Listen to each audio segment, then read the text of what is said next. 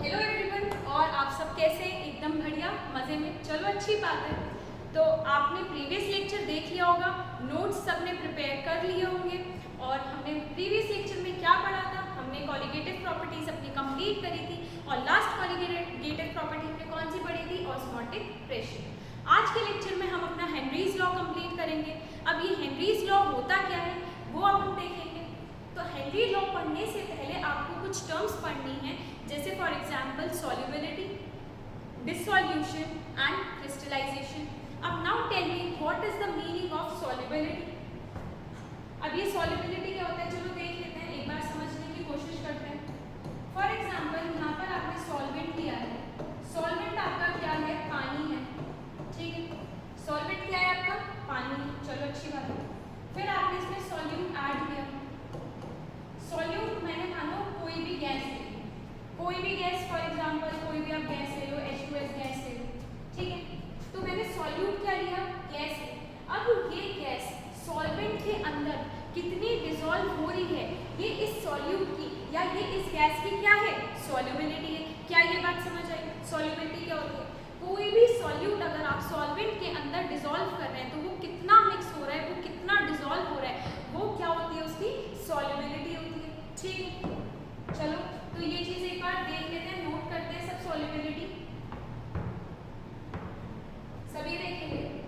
When maximum amount of solute that can be dissolve in a given amount of solvent. जब maximum amount of solute आपका dissolve हो solvent के अंदर, तो उस जो जितना वो सॉल्यूट आपका सॉल्वेंट के अंदर डिसॉल्व हो रहा है वो उसकी क्या है?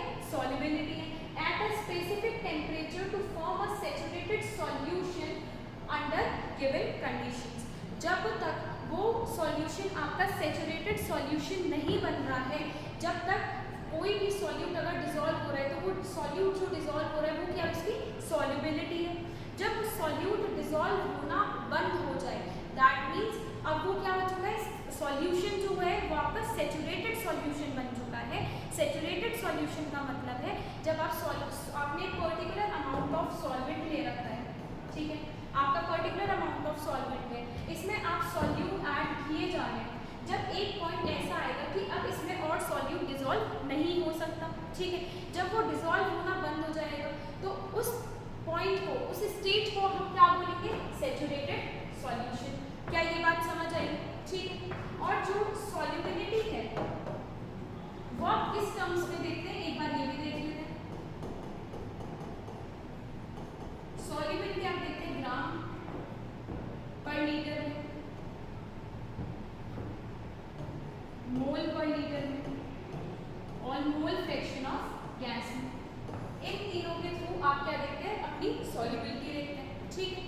अब सैचुरेटेड सॉल्यूशन मैंने आपको समझा दिया। जब सॉल्यूट डिसॉल्व होना बंद हो जाए तो उसको हम क्या बोलते हैं? Saturated solution.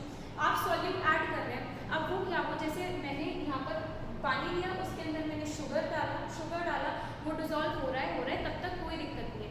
अब हमें कैसे पता चलेगा कि ये सैचुरेटेड सॉल्यूशन है या नहीं? अब मैंने शुगर और ऐड किया, अब वो डिसॉल्व नहीं हो रहा, उसके जो पार्टिकल्स हैं वो नीचे यहाँ पर ऐसे बैठ गए।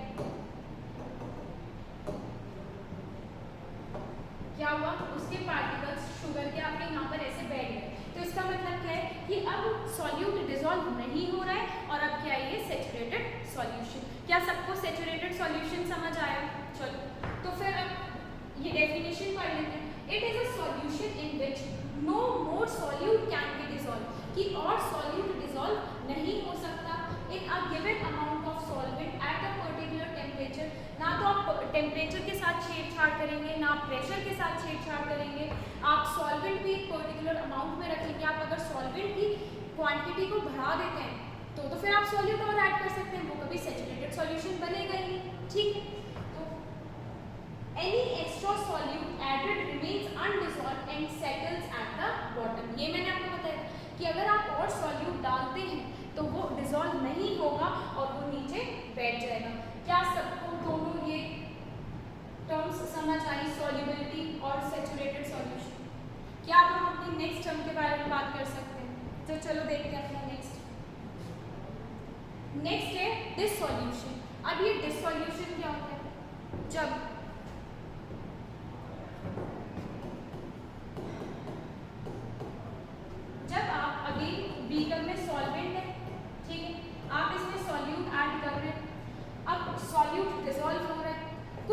सॉल्यूट डिसॉल्व हो रहा है, जब सॉल्यूट डिसॉल्व हो रहा है, हम सॉल्यूट डाले जा रहे हैं, सॉल्यूट डिसॉल्व हो रहा है, तो इससे आपकी क्या बढ़ रही है, कंसंट्रेशन इंक्रीज होगी या नहीं होगी, यही है आपका dissolution. When a solid solute is added to the solvent, जब आप सॉलिड सॉल्यूट ऐड करते हैं सॉल्वेंट के अंदर, सम सॉल्यूट डिसॉल्व, कुछ सॉल्यूट डिसॉल्व हो जाता है और इसकी वजह से क्या होती है, आपकी कंसंट्रेशन इंक्रीज हो जाती है सॉल्यूशन की। अब ये बात देखिए, सॉल्वेंट को तो हम रखेंगे कांस्टेंट, मतलब वॉल्यूम तो हमारी क्या है, कांस्टेंट, ठीक है, हम उसमें सॉल्यूट और ऐड किए जा रहे हैं, सॉल्यूट और ऐड किए जा रहे हैं, इससे क्या मतलब है कि आपके मोल्स ऑफ सॉल्यूट बढ़ रहे हैं, मोल्स ऑफ सॉल्यूट आपके इंक्रीज हो रहे हैं, दैट मीन्स आपकी मोलारिटी इंक्रीज हो रही है, और मोलारिटी इंक्रीज हो रही है, दैट मीन्स अगर आपकी मोलारिटी इंक्रीज हो रही है, इसका क्या मतलब है कि आपकी कंसंट्रेशन इंक्रीज हो रही है। कैसे पता चला, हमने कंसंट्रेशन टर्म्स पढ़ी थी, कंसंट्रेशन टर्म्स में हमने मोलारिटी भी पढ़ी थी, तो अगर मोलारिटी बढ़ रही है दैट मीन्स कंसंट्रेशन इंक्रीज हो रही है।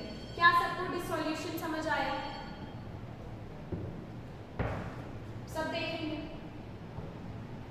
Now come to the next term, crystallization. अब ये क्रिस्टलाइजेशन क्या होता है देखते हैं, चलो क्रिस्टलाइजेशन क्या होता है, जब आप सॉल्वेंट के अंदर सॉल्यूट डाल रहे हैं, ठीक है, आप सॉल्यूट डाल रहे हैं और फिर क्या हो रहा है, जब आप सॉल्यूट डाल रहे हैं तो एक टाइम ऐसा आ रहा है कि वो सॉल्यूट डिसॉल्व होना बंद हो गया, और वो जब बंद हो गया तो आपने उसको सैचुरेटेड सॉल्यूशन बोला।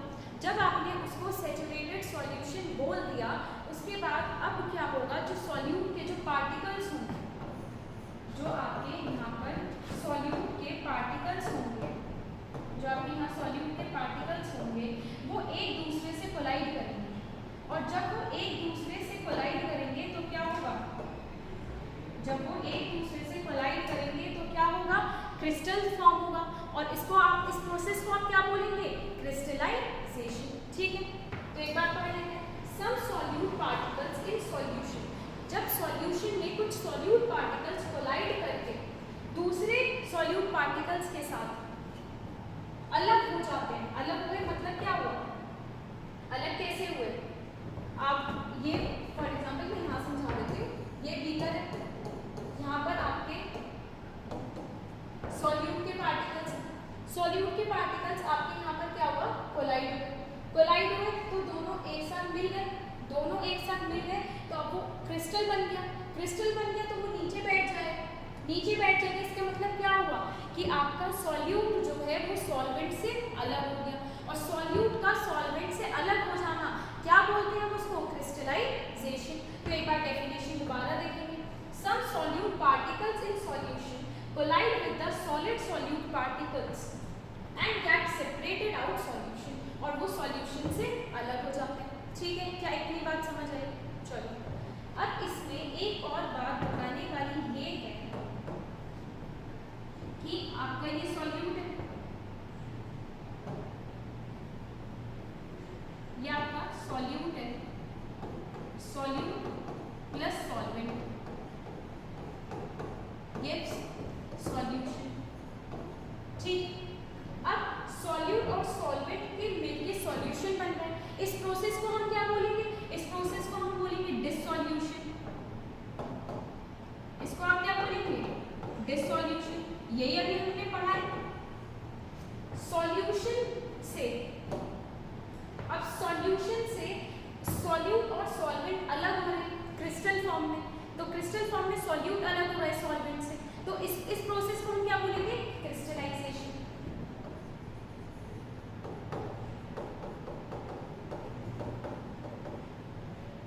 और ये सॉल्यूट प्लस सॉल्वेंट, ये मैंने इक्विलिब्रियम स्टेट में दिखा रखा है, तो ये इक्विलिब्रियम स्टेट में कब होगा, ये इक्विलिब्रियम स्टेट में तब होगा जब सॉलिड और जो आपका सॉल्यूट प्लस सॉल्वेंट है, जितना वो डिसॉल्यूशन कर रहे हैं, मतलब कि जितना वो सॉल्यूशन बना रहे हैं उतना ही टाइम पे क्या हो रहा है, क्रिस्टलाइजेशन हो रहा है। सॉल्यूट के जो पार्टिकल्स हैं वो कोलाइड करके क्रिस्टल बना रहे हैं, तो इससे क्या हो रहा है, आपका सॉल्यूट और सॉल्वेंट अलग हो रहे हैं, सॉल्यूट और सॉल्वेंट अलग हो रहे हैं, फिर से वो डिसॉल्व हो रहे हैं, जितना सॉल्यूट और सॉल्वेंट क्रिस्टल बन के अलग हो रहा है उतना ही वो डिसॉल्व हो रहा है।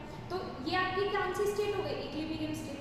जितना सॉल्यूट प्लस सॉल्वेंट मिलके सॉल्यूशन बना रहा है उतना ही सॉल्यूशन टूट के सॉल्यूट और सॉल्वेंट में अलग सेपरेट हो रहा है, तो इस स्टेट को आप क्या बोलेंगे? Equilibrium state. और ये इक्विलिब्रियम स्टेट कब अचीव होगी? आप बताइए मुझे, ये कब अचीव हो सकती है? ऐसी कंडीशन कब क्रिएट होगी? ये कंडीशन तब क्रिएट होगी जब आपका सॉल्यूशन कैसा होगा? सैचुरेटेड सॉल्यूशन होगा। ये बात हमें कैसे पता चली? अरे भैया, मैंने आपको बताया था कि सैचुरेटेड सॉल्यूशन क्या होता है? जब उसमें सॉल्यूट डिसॉल्व होना बंद हो जाए। अब जब सॉल्यूट डिसॉल्व होना बंद हो गया तो सॉल्यूट के पार्टिकल्स आपको यहाँ दिखने लग गए, वो कोलाइड होंगे, क्रिस्टल बनेगा, तो क्रिस्टलाइजेशन हो जाएगा। तो सैचुरेटेड सॉल्यूशन में ही इक्विलिब्रियम अचीव हो सकता है। दैट मीन्स जब सॉल्यूशन सैचुरेटेड होगा तभी इक्विलिब्रियम अचीव होगा और तभी डिसॉल्यूशन और क्रिस्टलाइजेशन दोनों प्रोसेस आपको साइमल्टेनियसली देखने के लिए मिलेंगे। और क्रिस्टलाइजेशन और डिसॉल्यूशन जो प्रोसेस आपको साइमल्टेनियसली देखने के लिए मिल रहे हैं, ये कब मिल रहे हैं? जब आपका सॉल्यूशन कैसा होगा?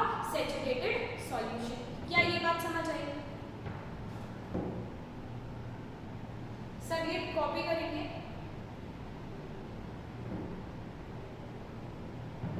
तो अब अपने नेक्स्ट टॉपिक पे आते हैं। अब नेक्स्ट टॉपिक में आपको क्या पढ़ना है?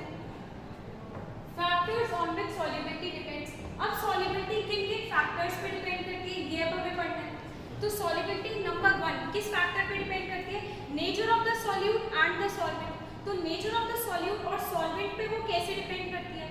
तो आप पहले ये नोट करेंगे, उसके बाद देखेंगे like dissolve like. That means जो पोलर सॉल्यूट है वो पोलर सॉल्वेंट के अंदर ही डिसॉल्व होगा, और जो नॉन पोलर सॉल्यूट है वो नॉन पोलर सॉल्वेंट के अंदर ही डिसॉल्व होगा। इसलिए मैंने आपको ये बात बोली है, लाइक डिसॉल्व लाइक। अदरवाइज अगर आप पोलर सॉल्यूट लेते हैं और नॉन पोलर सॉल्वेंट लेते हैं तो वो मिक्स नहीं होगा, और जब वो मिक्स नहीं होगा तो वो एक होमोजीनियस मिक्सचर भी बनके तैयार नहीं होगा। होमोजीनियस मिक्सचर बनके वो कब तैयार होगा? जब आपका जो सॉल्यूट और सॉल्वेंट का नेचर है वो सेम होगा। ठीक है, तो आप एग्जांपल लिखेंगे। फर्स्ट एग्जांपल आप देखेंगे, पोलर सॉल्वेंट आपने H2O लिया और पोलर सॉल्यूट NaCl। तो पोलर सॉल्यूट NaCl है, दैट मींस NaCl एक आयंस है। जब ये इसको हम पोलर सॉल्यूट, जब आप इसको सॉल्वेंट के अंदर डालेंगे तो ये अपने आयंस में ब्रेक डाउन होगा, Na+ और Cl- में। ये किसमें ब्रेक डाउन होगा? Na+ और Cl- में। ठीक है, ऐसे जो H2O है वो किसमें ब्रेक डाउन होता है? वो ब्रेक डाउन होगा H+ और OH- में। तो अब जो होमोजीनियस मिक्सचर बनके तैयार होगा उनके बीच में कौन सा इंटरेक्शन प्रेजेंट होगा? उनके बीच में प्रेजेंट होगा आयनिक इंटरेक्शन। इतनी बात समझ आई? अब इसके बाद आप देखेंगे नॉन पोलर सॉल्वेंट और नॉन पोलर सॉल्यूट का एग्जांपल। नॉन पोलर सॉल्यूट अगर मैंने CCl4 लिया है, CCl4 को का मुझे एक होमोजीनियस मिक्सचर बनाना है तो सॉल्वेंट भी मैं नॉन पोलर लूंगी, दैट मींस मैं बेंजीन लूंगी। इससे क्या होगा? इससे जो आपका होमोजीनियस मिक्सचर बनके तैयार होगा और जो नॉन पोलर सॉल्वेंट और नॉन पोलर सॉल्यूट के बीच में जो इंटरेक्शन होगी वो कैसी इंटरेक्शन होगी? Van der Waals interaction. ठीक है, इसमें कैसी होगी थी? पोलर में, पोलर सॉल्वेंट में आयनिक इंटरेक्शन। इसमें कैसी होगी? Van der Waals interaction. और इसका जो दूसरा एग्जांपल है, इसका दूसरा एग्जांपल आप देख सकते हैं एंथ्राजीन एंड नैप्थलीन।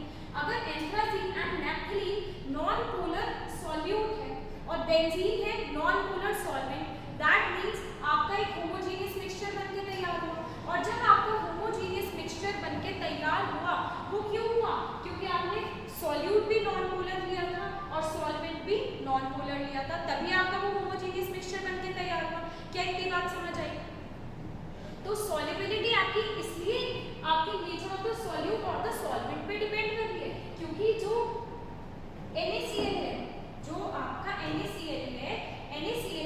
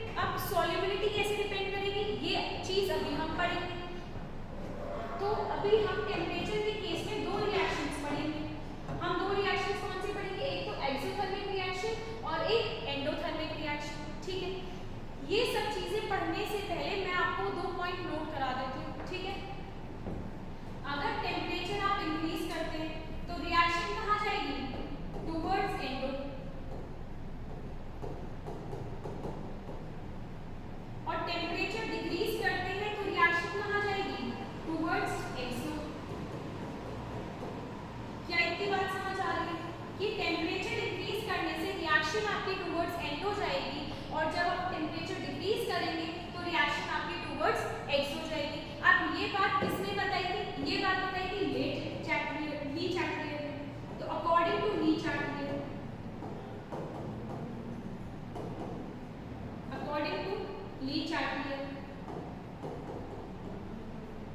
अब ली चैटलियर ने हमें ये बात बताई थी कि टेम्परेचर इंक्रीज करेंगे तो रिएक्शन टूवर्ड्स एंड हो जाएगी, और टेम्परेचर डिक्रीज करेंगे तो रिएक्शन टूवर्ड्स एक्स हो जाएगी। क्या इनकी बात समझ आई? अब आप मुझे फटाफट से ये बता दीजिए, जो एक्सोथर्मिक रिएक्शन है उसमें जो प्लस क्यू है वो मैं रिएक्टेंट साइड लिखूंगी या प्रोडक्ट साइड लिखूंगी? फटाफट से आप मुझे ये पहले बता दीजिए। तो जो एक्सोथर्मिक रिएक्शन होती है उसमें जो मैं प्लस क्यू लिखती हूँ वो किस साइड लिखती हूँ? Product side. That means delta H enthalpy change मेरा क्या होगा? नेगेटिव होगा। ठीक है। अब जो एंडोथर्मिक रिएक्शन है, एंडोथर्मिक रिएक्शन में जो प्लस क्यू है, वो किस साइड लिखा जाता है? वो लिखा जाता है आपका रिएक्टेंट साइड पे। दैट मीन्स जो आपकी डेल्टा एच है, एंथैल्पी चेंज है, वो क्या होगी? पॉजिटिव होगी। और एक्सोथर्मिक में क्या हो रहा था? जो आपका प्लस क्यू था वो प्रोडक्ट साइड पे था और डेल्टा एच आपका क्या था? नेगेटिव था। इतनी बात आपको पता है। अब इसमें क्या देखना है? अब फॉर एग्जाम्पल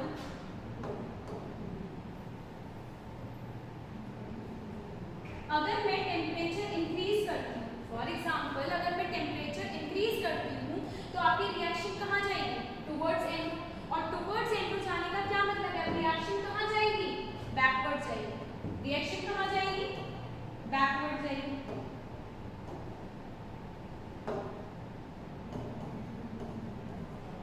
और रिएक्शन बैकवर्ड जाने का क्या मतलब है? सॉल्युबिलिटी इंक्रीज करेगी या डिक्रीज करेगी?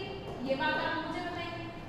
अगर रिएक्शन मेरी बैकवर्ड जा रही है, मेरी रिएक्शन बैकवर्ड जाने का क्या मतलब है? कि क्रिस्टलाइजेशन हो रहा है, और क्रिस्टलाइजेशन हो रहा है दैट मींस जो सॉल्यूट के पार्टिकल्स हैं वो सॉल्यूशन से अलग हो रहे हैं क्रिस्टल्स की फॉर्म में। दैट मींस आपकी क्या हो रही है? सॉल्युबिलिटी डिक्रीज कर रही है। ठीक है। क्या इतनी बात समझ आई? अब नेक्स्ट देखेंगे, अगर मैं टेम्परेचर डिक्रीज करती हूँ तो रिएक्शन किस साइड जाएगी?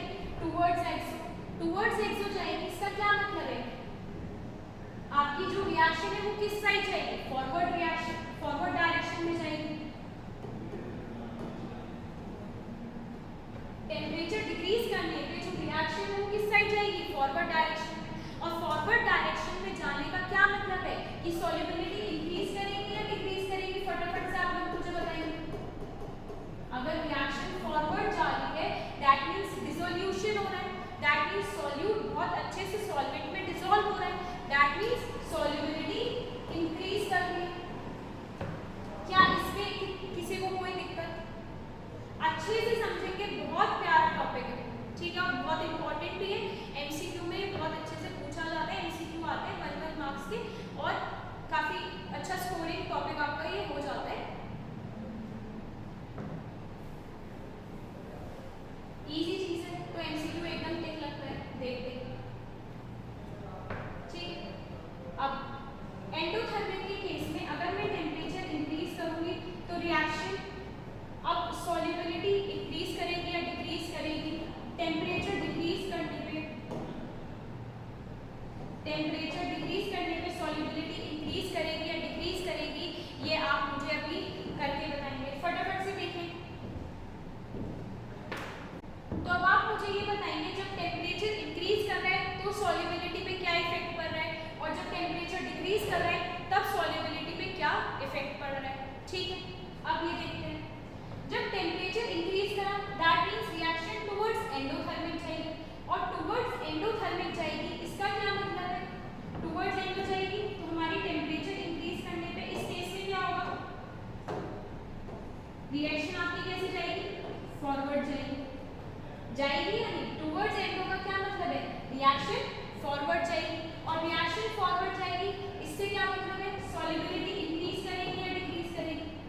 जब रिएक्शन फॉरवर्ड जा रही है, जब रिएक्शन यहाँ फॉरवर्ड जा रही है, डिसोल्यूशन हो रहा है, और डिसोल्यूशन का क्या मतलब है? सॉल्युबिलिटी इंक्रीज हो रही है। क्या ये बात समझ आई? अब टेम्परेचर डिक्रीज हो रहा है, टेम्परेचर डिक्रीज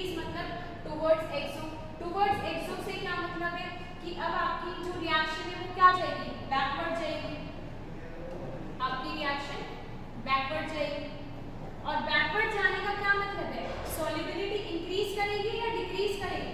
जब रिएक्शन बैकवर्ड जा रही है दैट मींस क्रिस्टलाइजेशन हो रहा है, और क्रिस्टलाइजेशन हो रहा है दैट मींस आपकी जो सॉल्युबिलिटी है वो भी डिक्रीज कर रही है।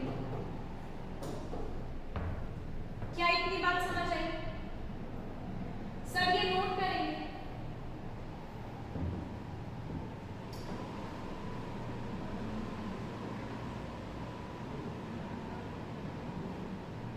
अब नेक्स्ट पॉइंट देखेंगे। अब थर्ड पॉइंट क्या है, और सॉल्युबिलिटी किस पे डिपेंड करती है, और सॉल्युबिलिटी किस पे डिपेंड करती है, सॉल्युबिलिटी डिपेंड करती है प्रेशर पे। अब ये प्रेशर पे कैसे डिपेंड करती है, ये तो हम हेनरीज लॉ में पढ़ेंगे, क्योंकि प्रेशर के साथ सॉल्युबिलिटी ऑफ गैस का क्या रिलेशन है ये हमें कौन बताएगा, ये हमें बताएगा हेनरी लॉ। ठीक है, फिलहाल के लिए बस इतना समझे आप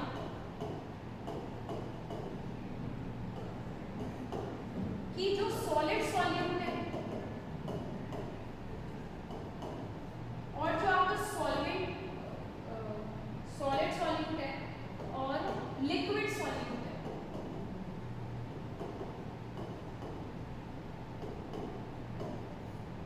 ये ऑलरेडी कंप्रेस्ड होते हैं।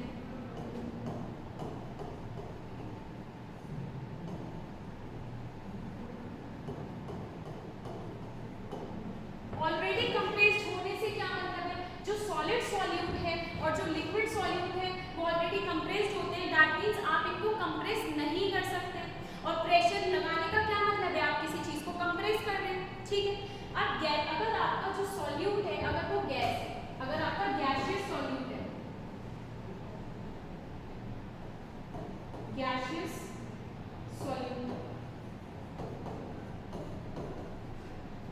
अगर आपका सॉल्यूट कैसा है, गैस है, तो गैस को तो कंप्रेस किया जा सकता है, तो ये कंप्रेस हो जाएगा।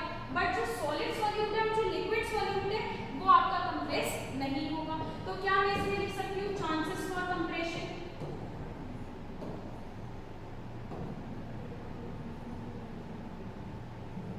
Chances for compression. ठीक है, क्या ये बात समझ आई?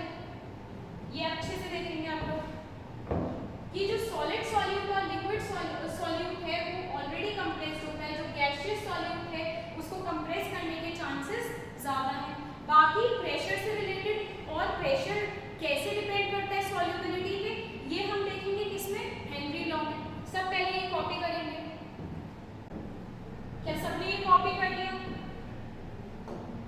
अब हेनरी लॉ, हेनरी लॉ क्या कहते हैं, पहले इसकी हम स्टेटमेंट लिख लेते हैं। हेनरी लॉ क्या कहते हैं, at constant temperature, at constant temperature solubility of the gas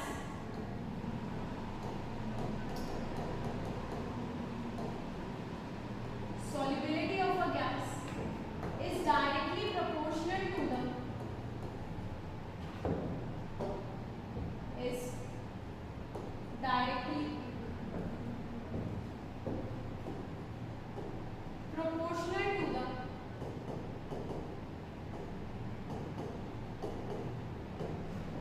partial pressure of the gas.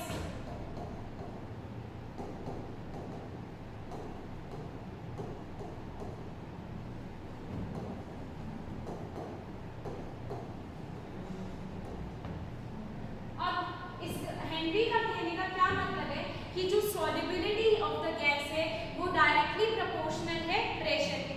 जितना ज्यादा आप प्रेशर लगाएंगे उतनी ही सॉल्युबिलिटी ऑफ द गैस बढ़ेगी। ठीक है, तो क्या मैं इसको ऐसे लिख सकती हूँ, pressure, partial pressure of gas is directly proportional to mole fraction of gas. इतने में कोई दिक्कत? क्या किसी के दिमाग में ये क्वेश्चन तो नहीं आ रहा कि हाँ यहाँ पर हमने सिर्फ प्रेशर ऑफ द गैस क्यों बोला, क्यों नहीं बोला, हमने यहाँ पार्शियल वर्ड क्यों यूज किया? पार्शियल वर्ड आप गैसेस के टर्म्स में यूज करते हैं। जब आप गैसेस की बात कर रहे होते हैं तो वहाँ पर आप पार्शियल वर्ड यूज करते हैं।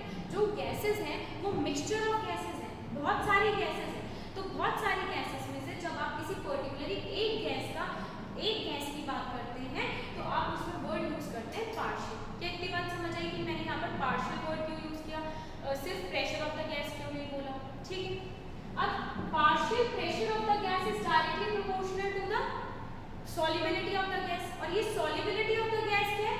मोल फ्रैक्शन ऑफ द गैस। ठीक है, तो ये किसके प्रोपोर्शनल है? x क्या है? S gas, mole fraction of gas, mole fraction of gas, और मोल फ्रैक्शन ऑफ गैस को और आप क्या बोल सकते हैं? Solubility of the gas.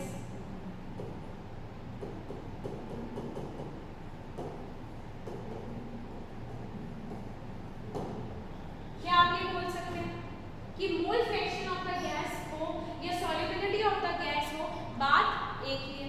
तो partial pressure of the gas is directly proportional to the mole fraction of the gas और सॉल्युबिलिटी ऑफ द गैस। इतनी बात समझ आई? ठीक। अब यहाँ पर जो P गैस है ये पार्शियल प्रेशर ऑफ गैस है, जो P गैस है वो क्या है? यहाँ पर पार्शियल प्रेशर ऑफ गैस।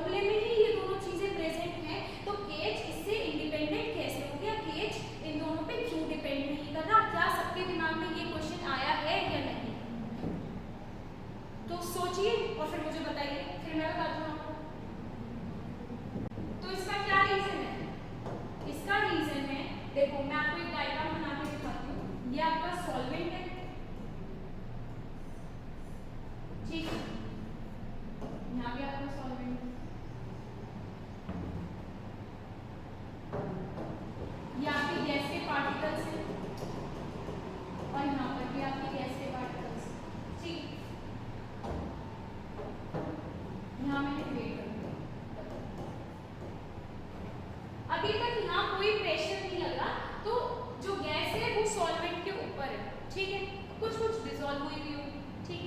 अब मैंने क्या करा, प्रेशर लगा दिया। प्रेशर लगा दिया तो गैस के मॉलिक्यूल्स कंप्रेस हो गए, पास पास आ गए और सॉल्युबल होने स्टार्ट हो गए। तो जैसे जैसे प्रेशर लगाए वैसे वैसे सॉल्युबिलिटी ऑफ द गैस बढ़ा। तो मैंने प्रेशर भी बढ़ाया, जैसे जैसे मैंने प्रेशर बढ़ाया सॉल्युबिलिटी ऑफ द गैस भी बढ़ गया। जितना प्रेशर बढ़ा रहे लगभग उतना ही सॉल्युबिलिटी ऑफ द गैस बढ़ रही है। दैट मींस ये तो कैंसिल आउट हो जाएंगे और कैंसिल आउट हो गए तो हेनरी कांस्टेंट तो फिर इन दोनों पे डिपेंड ही नहीं करता। अब फिर दिमाग में एक और क्वेश्चन आएगा, तो अब ये डिपेंड किस पे कर रहा है? अब ये भी सोचने वाली बात है भाई कि केज अगर pressure of the gas, partial pressure of the gas और सॉल्युबिलिटी ऑफ द गैस पे डिपेंड नहीं कर रहा तो फिर केज डिपेंड कर किस पे रहा है? तो मुझे आप बताएंगे ये किस पे डिपेंड कर रहा है? ये डिपेंड कर रहा है नेचर ऑफ द गैस पे। ये किस पे डिपेंड कर रहा है? नेचर ऑफ द गैस पे। अब नेचर ऑफ द गैस पे कैसे डिपेंड कर रहा है? जो भी आपकी गैस है, फॉर एग्जांपल हीलियम गैस है, हाइड्रोजन गैस है, मीथेन गैस है या कार्बन डाइऑक्साइड है या SO2 है, सल्फर डाइऑक्साइड है, तो ये इन सब की जो केज की वैल्यूज होती हैं वो डिफरेंट होती है। तो नेचर ऑफ द गैस पे डिपेंड कर रहा है कि जो सी गैस होगी उनकी केज की वैल्यू अलग होगी। ठीक है, तो देखेंगे इसे। तो क्या मैं इसके लिए यहाँ पर एक बात ये लिखवा सकती हूँ, different gases have different KH values, have different KH values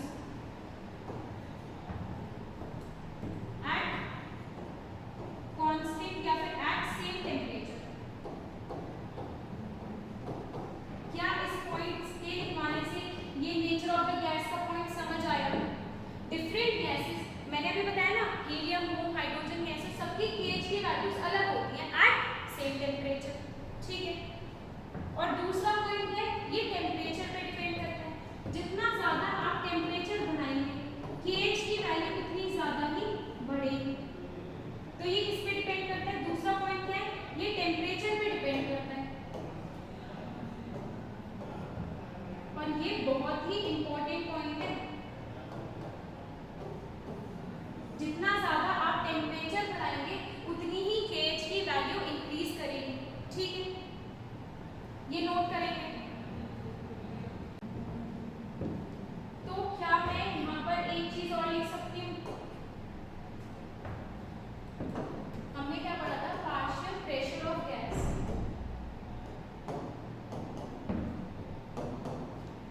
partial pressure of gas is equals to KH mole fraction of gas. अगर मेरा प्रेशर क्या है? कांस्टेंट है।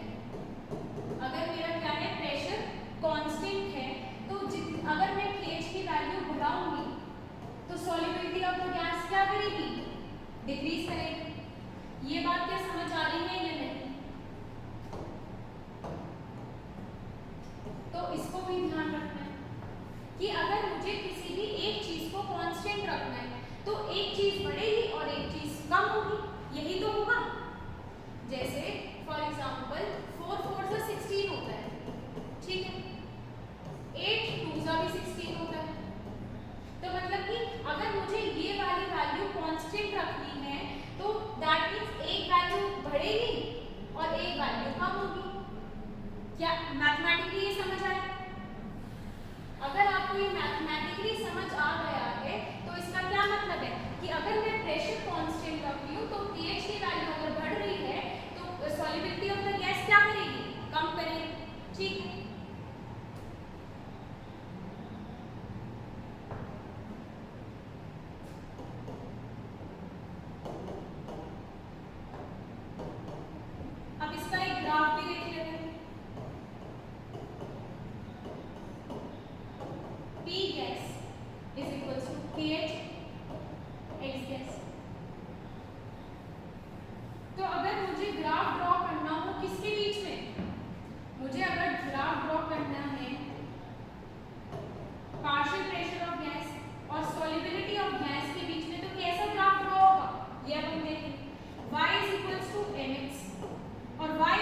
टू mx, ये किसको शो करता है? ये शो करता है स्ट्रेट लाइन ग्राफ,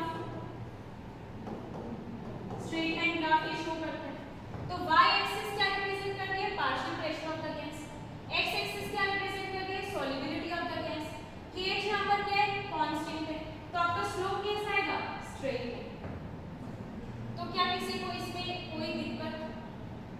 सब ये नोट करेंगे।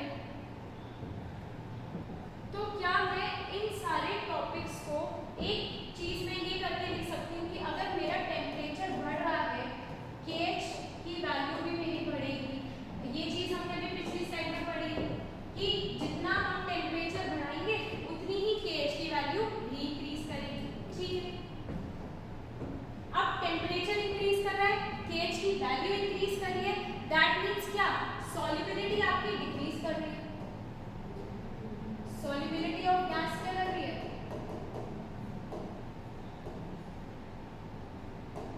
सॉल्युबिलिटी ऑफ गैस आपकी डिक्रीज कर रही है।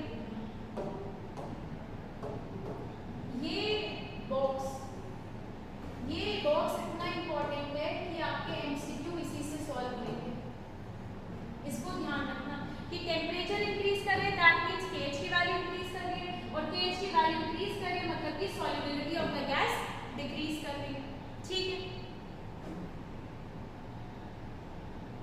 क्योंकि जब हम टेम्परेचर बढ़ाते हैं तो जो मॉलिक्यूल्स की काइनेटिक एनर्जी होती है वो इंक्रीज कर जाती है, और जो जब गैस के पार्टिकल्स की काइनेटिक एनर्जी इंक्रीज करेगी, क्योंकि सॉल्यूट क्या है हमारा? गैस है, और जब गैस की काइनेटिक एनर्जी इंक्रीज करेगी तो वो बाहर निकलेगी, और वो बाहर निकलेगी तो सॉल्युबिलिटी अपने आप ही डिक्रीज करेगी। तो इस पॉइंट से भी हमें समझ आ गया कि टेम्परेचर इंक्रीज कर रहे हैं तो सॉल्युबिलिटी ऑफ द गैस कैसे डिक्रीज कर रही है। ठीक है, ये नोट करेंगे।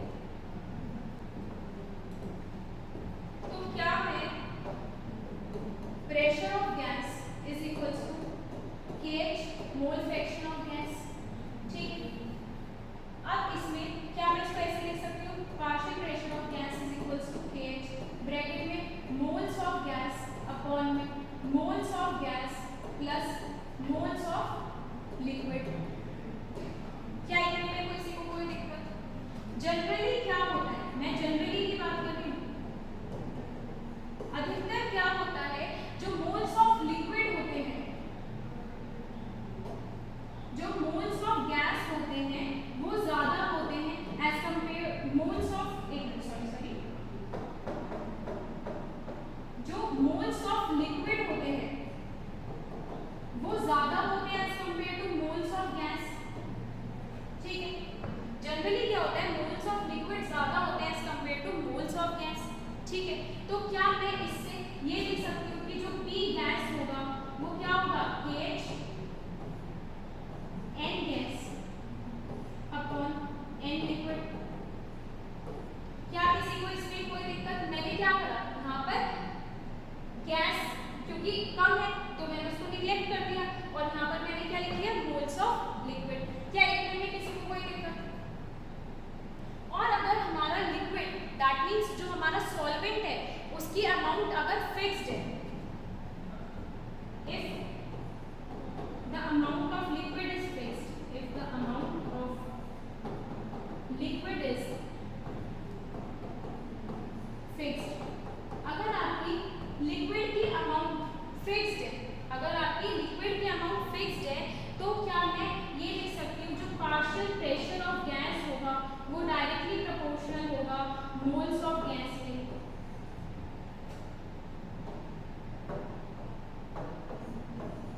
क्या किसी को इतने में कोई दिक्कत?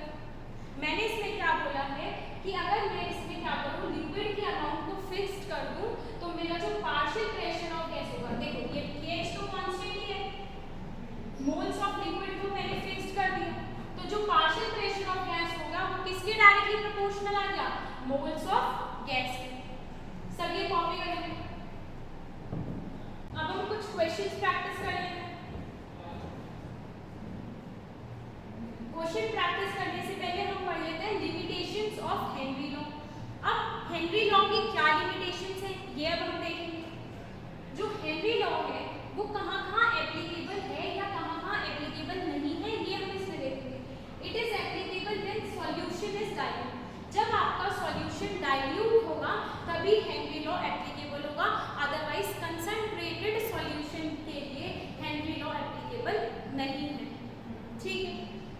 अब it is applicable to soluble gases. Of course मतलब सिंपल सी बात है कि जो गैस सॉल्यूबल है उन्हीं गैसेस के लिए तो हेनरी लॉ एप्लीकेबल है, क्योंकि हेनरी लॉ में हमने क्या पढ़ा था? हेनरी लॉ क्या है? Solubility of the gas is directly proportional to the partial pressure of the gas. इससे क्या मतलब है कि हेनरी लॉ किस पे एप्लीकेबल है? सॉल्युबल गैसेस पे। ठीक, अगर गैस सॉल्युबल ही नहीं होंगी तो हम हेनरी लॉ तो एप्लीकेबल ही नहीं कर पाएंगे। अब at low pressure and temperature, at low pressure and high temperature the gas behaves ideally. ये सबने क्लास 11th में पढ़ा होगा, पढ़ा है या नहीं? At low pressure and high temperature the gas behaves ideally. Gas कैसे बिहेव करती है? आइडियली बिहेव करती है। और जो गैस आइडियली बिहेव करती है वो लेस सॉल्युबल होती है लिक्विड में। ठीक है, और अगर हमारी गैस लेस सॉल्युबल है तो हेनरी लॉ एप्लीकेबल होगा या नहीं होगा? होगा। Henry law can't be applicable when gas chemically reacts with the liquid solvent. अब नेक्स्ट पॉइंट क्या है? इनका कहने का मतलब ये है जो रिएक्टिंग गैसेस होती हैं, जैसे अमोनिया है, ये रिएक्टिंग गैस है, ये H2O के साथ रिएक्ट कर लेती है। अगर कोई गैस रिएक्ट कर रही है तो मतलब कि वहां पर हेनरी लॉ एप्लीकेबल नहीं हो रहा है। हेनरी लॉ किन पे एप्लीकेबल होता है? नॉन रिएक्टिंग गैसेस पे, जैसे कि H2S है। H2S H2O के साथ रिएक्ट नहीं करती, और जब वो H2O के साथ रिएक्ट नहीं करती दैट मींस वहां पर हेनरी लॉ एप्लीकेबल है। बट जो NH3 है, NH3 H2O पे अपना रिएक्ट कर लेता है, और रिएक्ट कर लेता है दैट मींस यहाँ पर हेनरी लॉ एप्लीकेबल नहीं है। क्या ये बात समझ आई? सब लिमिटेशंस कॉपी करेंगे। अब हेनरी लॉ की एप्लीकेशंस भी देख लेते हैं। एप्लीकेशन क्या है? फर्स्ट एप्लीकेशन, कोल्ड ड्रिंक की बॉटल सबने देखी है, सबके घरों में कोल्ड ड्रिंक की बॉटल आती है। तो कोल्ड ड्रिंक की बॉटल जैसे ही आप खोलेंगे तो एकदम से वो बाहर आ जाती है। अगर आप उसको धीरे धीरे करके ना खोलें तो एकदम से वो बाहर आ जाएगी। हम उसको धीरे धीरे करके क्यों खोलते हैं? कि अगर हम धीरे धीरे खोलेंगे तो जो गैस के मॉलिक्यूल्स हैं वो साइड से बाहर निकल जाएंगे। बट अगर हम उसको तेजी में खोलेंगे तो गैस के मॉलिक्यूल्स को धीरे धीरे निकलने का टाइम नहीं मिला, वो एक साथ निकलेंगे, और जब वो एक साथ निकलेंगे तो गैस के साथ वो लिक्विड भी बाहर आ जाता है। ठीक है, तो अब उसमें जो कोल्ड ड्रिंक्स हैं उसमें क्या होता है? जो यहाँ पर एक कोल्ड ड्रिंक की बॉटल है फॉर एग्जाम्पल, ऐसे मतलब मेरी ड्राइंग इतनी कोई अच्छी भी नहीं है, ऐसा मान लीजिए कोल्ड ड्रिंक की बॉटल है। ठीक है, इसमें यहाँ पर CO2 गैस प्रेजेंट होती है। अब यहाँ पर इसका कैप बंद है तो दैट मीन्स यहाँ प्रेशर लग रहा है। प्रेशर लग रहा है तो CO2 अब कोल्ड ड्रिंक के अंदर डिसॉल्व कैसे है? वो डिसॉल्व इसलिए है क्योंकि प्रेशर लग रहा है, और जितना ज्यादा प्रेशर लगेगा उतना ही जो गैस है वो सॉल्युबल होगी, क्योंकि हमने अभी पढ़ा है partial pressure of the gas is directly proportional to the solubility of the gas. तो जितना हमने यहाँ प्रेशर लगाया इसलिए ही जो हमारी CO2 गैस है, जो हमारी CO2 गैस है वो सॉल्युबल है किसमें? कोल्ड ड्रिंक के अंदर ये सॉल्युबल है। ठीक है, अब इसकी नेक्स्ट एप्लीकेशन देख लेते हैं, एनॉक्सिया। अब ये एनॉक्सिया क्या है? जब कोई ये पहाड़ है फॉर एग्जाम्पल, ठीक है, पहाड़ पे एक इंसान चला गया, यहाँ से चढ़ते चढ़ते चढ़ते चढ़ते वो यहाँ पहुँच गया। तो जैसे ही हम किसी माउंटेन पे जाते हैं तो आपने नोटिस किया होगा, जो लोग माउंटेन्स पे जा चुके हैं या क्लाइंबिंग के लिए जा चुके हैं, वहाँ पर ऑक्सीजन की कमी हो जाती है। और अगर आप बहुत ही ज़्यादा हाई माउंटेन पे जा रहे हैं, माउंट एवरेस्ट वगैरह पे जा रहे हैं, तो आपको ऑक्सीजन सिलेंडर कैरी करना ही पड़ेगा। ठीक है, तो वहाँ पर जाके सांस फूलने लगता है। क्यों फूलता है सांस? क्योंकि वहाँ हमें ऑक्सीजन की कमी हो जाती है। क्योंकि हाई माउंटेन्स पे जब जितना हम ऊपर जाते हैं पार्शियल प्रेशर ऑफ गैस आपका कम होता है। अगर partial pressure of the gas कम है दैट मीन्स जो O2 है, O2 पहुंचने चाहिए। ग्राउंड लेवल पे जहाँ हम अभी रह रहे हैं, ग्राउंड लेवल पे आपकी ऑक्सीजन की कमी नहीं है आपकी बॉडी में, बट अगर आप माउंटेन्स पे जाते हैं तो आपके ब्लड में ऑक्सीजन की कमी हो जाती है। क्यों? क्योंकि एटमॉस्फेयर में जो पार्शियल प्रेशर ऑफ ऑक्सीजन है या जो वहाँ पर गैसेस का जो पार्शियल प्रेशर है वो कम है। अब जब वहाँ पर प्रेशर कम है तो अगर मैंने अभी बताया अगर प्रेशर कम है तो सॉल्युबिलिटी ऑफ द गैस भी कम होगी। तो अब ब्लड में ऑक्सीजन की कमी क्यों हुई?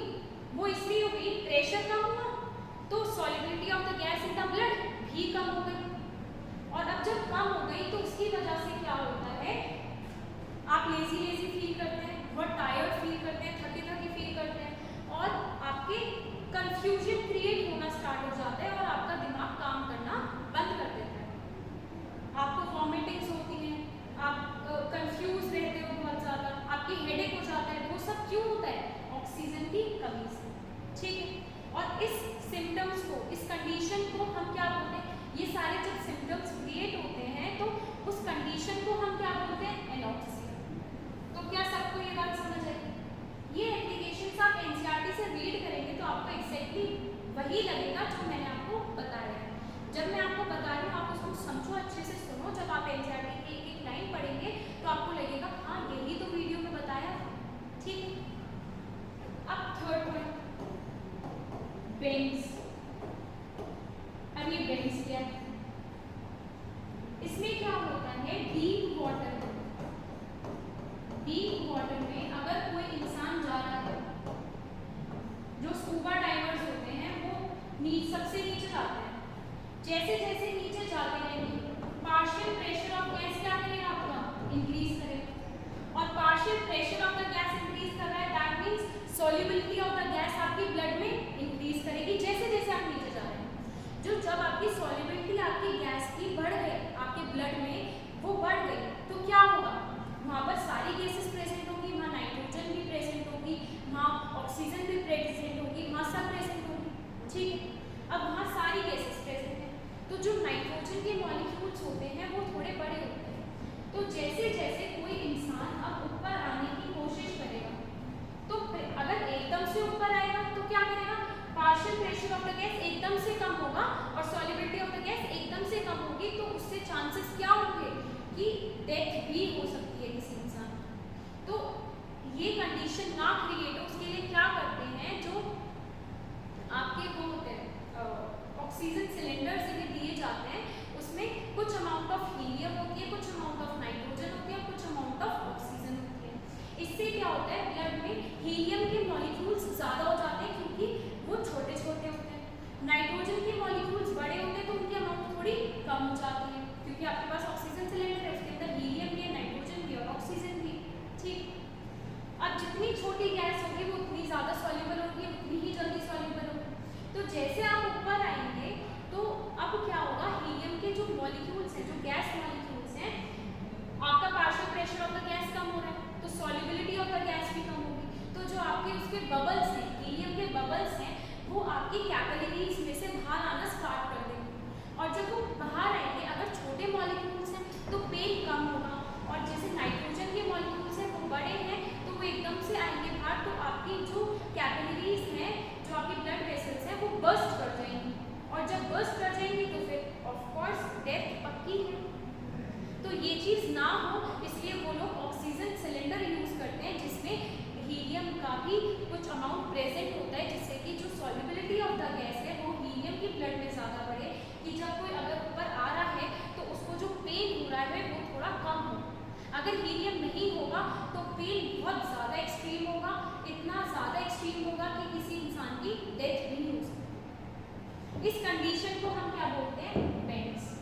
तो क्या सबको ये एग्जाम्पल समझ आए? ठीक है, अब कुछ क्वेश्चन प्रैक्टिस कर लेते हैं। First question is assertion reason, जल्दी से देखेंगे। Aquatic species are more comfortable in cold water than in warm water. अब ये बात क्यों बोली गई है, ये बात देखेंगे। ये बात सही है या नहीं, पहले ये भी पता होना चाहिए। ये बात सही है, इसका रीजन मैं अभी आपको दूंगी। ठीक है, different gases have different pH values at the same temperature. ये बात तो ठीक है,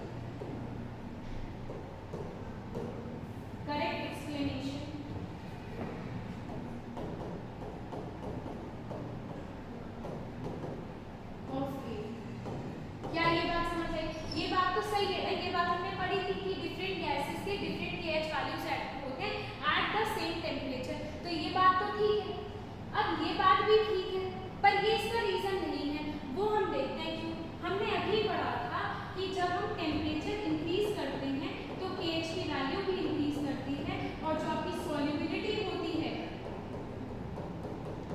वो डिक्रीज करती है, एंड वाइस वर्सा। तो अगर मैं वाइस वर्सा करूँ तो अगर मैं टेम्परेचर कम कर रही हूँ दैट मीन्स pH की वैल्यू कम है, pH की वैल्यू कम हो रही है दैट मीन्स मेरी सॉल्युबिलिटी इंक्रीज हो रही है। और टेम्परेचर कम का क्या मतलब है, कोल्ड वाटर।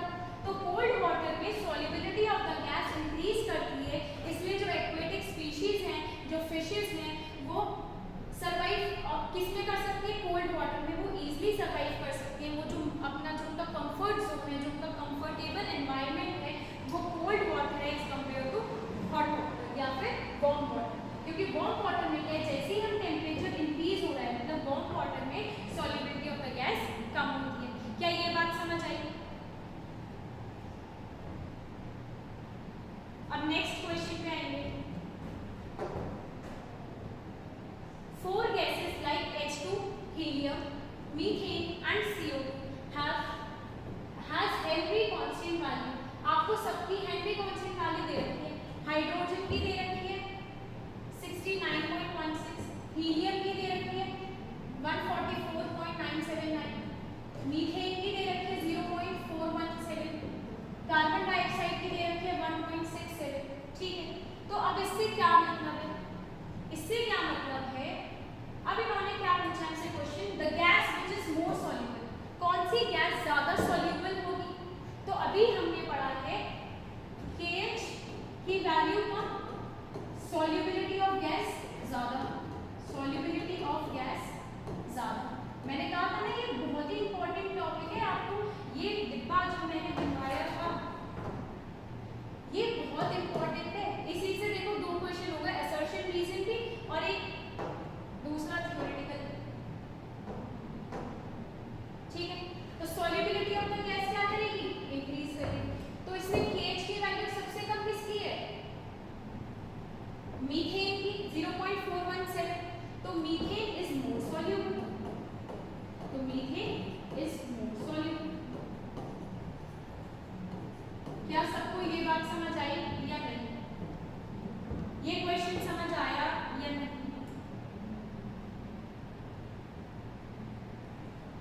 कॉपी करेंगे, नेक्स्ट क्वेश्चन करेंगे, फटाफट से क्वेश्चन देखेंगे। Solubility of gases in liquid decreases, अगर आपकी जो सॉल्युबिलिटी है वो डिक्रीज कर रही है, सॉल्युबिलिटी अगर आपकी डिक्रीज कर रही है और टेम्परेचर आपका इंक्रीज कर रहा है बिकॉज डिसोल्यूशन इज एन। अब ये बताओ ये एंडोथर्मिक रिएक्शन होगी या एक्सोथर्मिक। हमने पढ़ा था जो हमने एक्सोथर्मिक रिएक्शन के केस पढ़े थे उसमें टेम्परेचर और सॉल्युबिलिटी का इन्वर्स केस था, और जो एंडोथर्मिक रिएक्शन थे उनका डायरेक्ट वो था। अगर हम इसको ट्रिक के हिसाब से देखेंगे तो एक्सोथर्मिक में क्या था, ये बस ऐसे मैं ट्रिक के लिए बता रही हूँ, समझना वही है कि जल्दी क्वेश्चन सॉल्व हो जाए कि टेम्परेचर जो है इनवर्सली प्रोपोर्शनल है किसके, सॉल्युबिलिटी ऑफ गैस के। और एंडोथर्मिक में क्या है कि जो टेम्परेचर है वो डायरेक्टली प्रोपोर्शनल है सॉल्युबिलिटी ऑफ द गैस। ठीक है, तो इनवर्स रिलेशन आ रहा है, दैट मींस रिएक्शन कैसी है हमारी, एक्सोथर्मिक। अब मुझे ये बताओ रिएक्शन रिवर्सिबल होगी या इरिवर्सिबल, रिएक्शन कैसी होगी, रिवर्सिबल। क्यों, क्योंकि मैंने आपको ये चीज भी बताई, solute plus solvent gives solution, उसमें आपका डिसोल्यूशन भी हो रहा था, क्रिस्टलाइजेशन भी हो रहा था, वही तो चीज हमने पढ़ी थी। तो आपकी रिएक्शन कैसी थी, रिवर्सिबल। तो your answer will be B. क्या ये क्वेश्चन सबको समझ आया? अब देखेंगे अपना next question.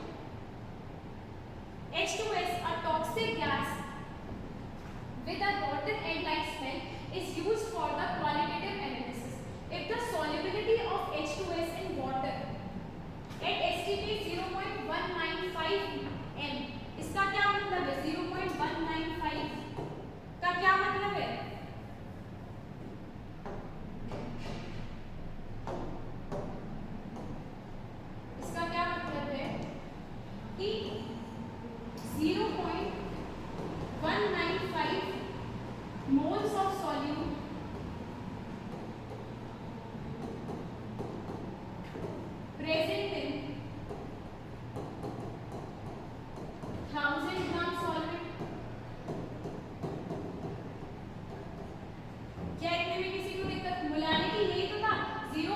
0.195 moles of solute present in 1 kg of solvent, और 1 kg of solvent को क्या मैं 1000 ग्राम नहीं लिख सकती?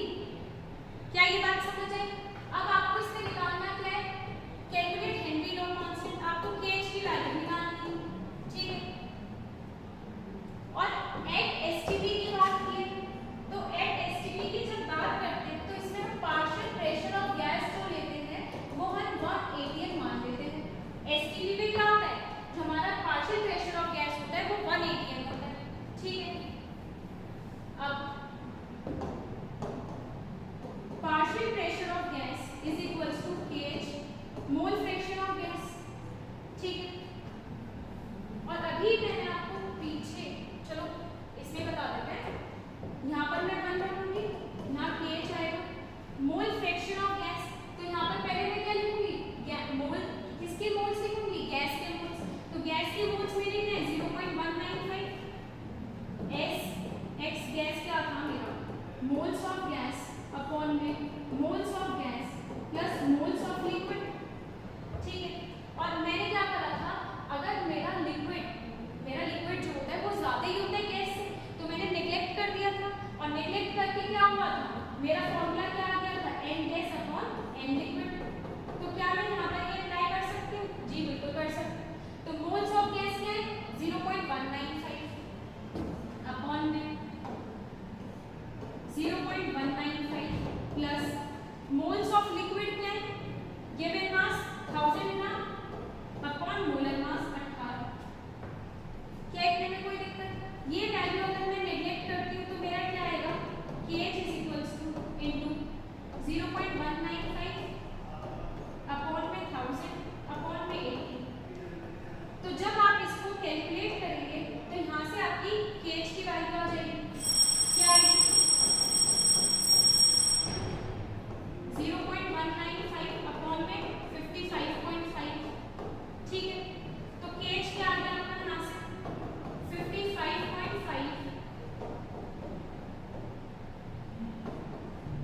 55.5 अपॉन में 0.195। This will be your answer. क्या किसी को लिखने में कोई दिक्कत? अब आप नेक्स्ट क्वेश्चन देखेंगे, नेक्स्ट क्वेश्चन कॉपी करेंगे, सभी क्वेश्चन कॉपी कर लें। अब इस क्वेश्चन में देखेंगे आपको क्या क्या गिवन है।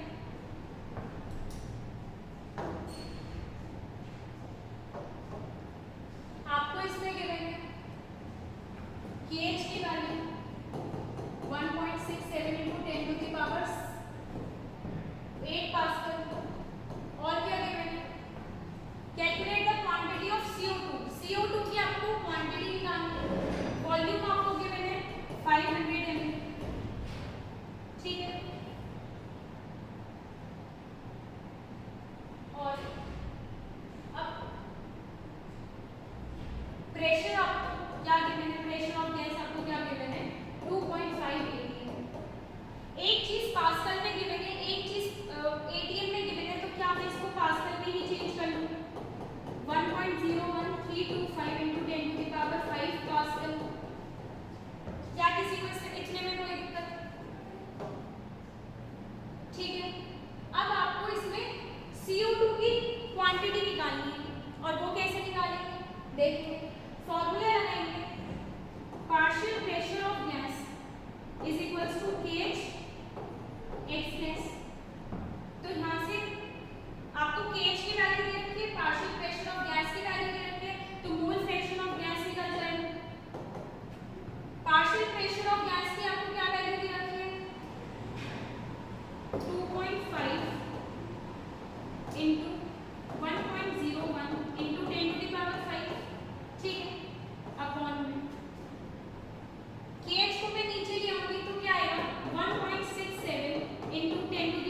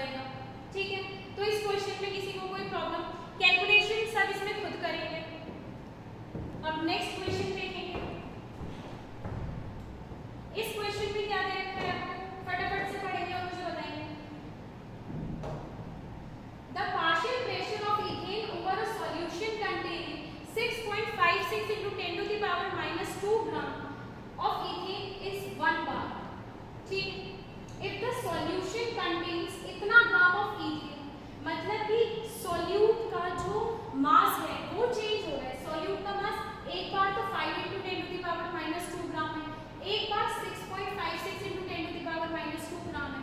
तो अगर एक चीज बार बार चेंज हो रही है तो एक चीज तो कांस्टेंट होगी।